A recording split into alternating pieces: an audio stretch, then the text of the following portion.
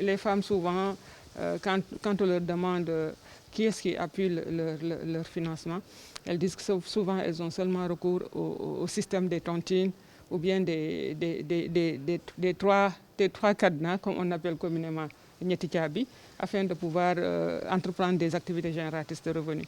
Alors qu'il y a des programmes et des projets au niveau du Sénégal qui sont destinés à cette couche.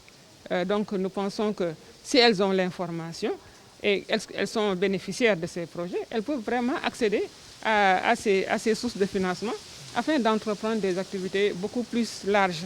Parce que souvent, les fonds dont ils disposent dans les systèmes traditionnels de financement, comme les tontines et les autres affects, ne leur permettent pas d'entreprendre des activités de grande envergure. Et que donc, elles sont souvent dans le petit commerce avec de petits fonds de 50 à 100 000 francs qui ne peuvent pas générer beaucoup de revenus. Parce que souvent, les petits bénéfices qu'elles tirent de ces activités sont engloutis dans le ménage et dans les frais de la santé. Et que donc, ce serait beaucoup plus opportun de renforcer leur financement afin qu'elles puissent faire des activités beaucoup plus larges et pourquoi pas mettre en place des petites et des moyennes entreprises. On n'a pas encore fait d'études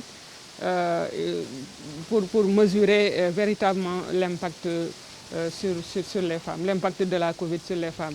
Mais nous savons à travers les témoignages, à travers les rencontres que nous avons avec cette cible, qu'elles ont été vraiment affectées par la maladie. Parce que ce sont des femmes, comme j'ai dit tout à l'heure, qui s'activent dans l'informel. Et nous savons qu'au début de la pandémie, il y avait eu des restrictions dans le déplacement, mais également dans le fonctionnement des marchés et des lumas, qui sont les places que souvent ces femmes utilisent pour développer leurs activités. Donc ça a fait qu'il y a eu une incidence négative dans le volume de leur chiffre d'affaires.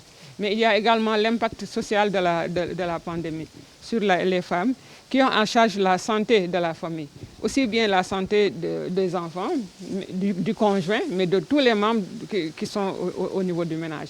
Nous avons organisé ce panel avec l'appui du projet Voix et Leadership des femmes Sénégal, VLF Sénégal, financé par Affaires mondiales Canada. Au niveau de la ADS, nous avons organisé ce panel dont le thème s'intitule Les opportunités de financement des femmes, afin de renforcer l'information des femmes sur les financements disponibles, aussi bien au niveau national qu'au niveau régional.